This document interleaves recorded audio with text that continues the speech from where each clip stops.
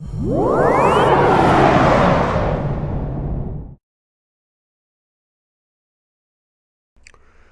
had some practice drawing shapes in 3 dimensions. We looked at isometric drawings, we looked at oblique, we looked at 1-point and 2-point perspective, 3D drawings, all of those. Now what we're going to do is we're going to look at how to make what's called a multi-view drawing of a 3-dimensional shape. Multi-view drawings have the distinct advantage over a 3-dimensional drawing in that all of the lengths and angles in the various views that you're looking at are true.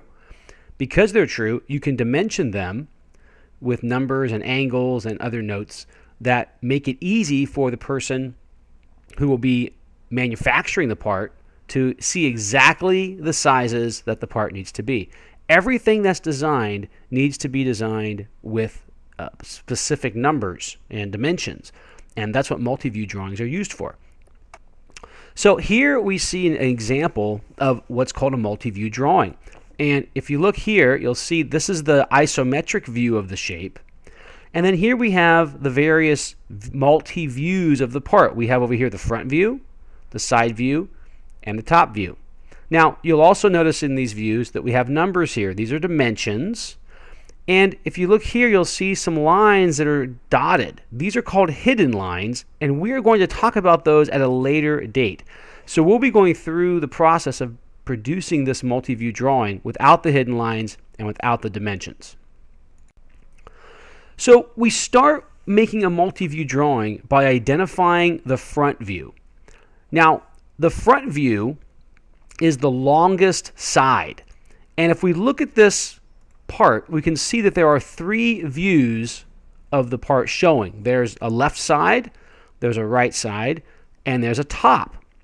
So if we want to identify the front view as the longest side, which view would be, in this particular drawing, which view would be the front view? Well, it would be the left side, because the left side is the longest side. Now, when you identify the front view as the longest side, you want to ask yourself, which side of the part is it on? In this case, the longest side is the left side. Do you see that? This is the left side right here. This is the left side. It's the longest side. This is the right side. The front view is going to be either the left or the right side. The view from the top is always going to be the top view. So we decide here that this is the longest side, and we want to draw the front view on the side that it appears. So it's on the left side, so we're going to draw what we see on the left side of the paper. You'll notice that we draw what we see as if we were looking straight on to the part. This line here is slanted, but you'll notice here in our view it's straight. It's because we want to take this part and turn it and look at it directly from the front view. Therefore, the line along the bottom is going to be flat. You'll also notice that we keep everything in perspective. We see that this is a longer side than this side here, so we've drawn it that way in our front view. You'll notice that there are some other features here that we don't see in the front view. That's because this pocket, for example, is hidden by this wall, and we wouldn't be able to see it. We're not going to show any features that are not directly seen in the view that we're drawing. Okay, so that is how to draw the front view. Identify it as the longest side, and then draw it on the same side that it exists. Okay, only draw faces you see, and keep the proportion and scale consistent. All right, next, what we're going to do once we have our front view drawn is we're going to put in what are called construction lines. Construction lines come off of the edges of the front view. So you'll notice that I draw my first construction line off the top edge. There's a gap right here. There's a gap right here between the line and the part. We don't want that line touching. Also, you'll notice that it's a very, very thin line. There's my second line, and here's another line coming off that bottom edge. This is going to help us line up our side view. Again, you'll notice that the line is thin, and also that it is not touching the front view. All right, so once we have our construction lines, now we're going to draw the side view. The side view is what we see from this particular view here. And as I pick up that part and imagine I'm looking at it from the side view, I'm going to go ahead and draw what I see. And this is what I see. Now you can see, I can see this U-shape feature up here. And this little groove shows up as a rectangle on my part. Try to understand what's going on here. Front view, side view. You're only drawing what you can see from that view. Again, even though this line is slanted, in the side view it's going to be straight. You'll notice also that there's a gap between the views. I didn't put the side view directly onto the front view, but there's a gap here. And also the features of the part extend to the construction line.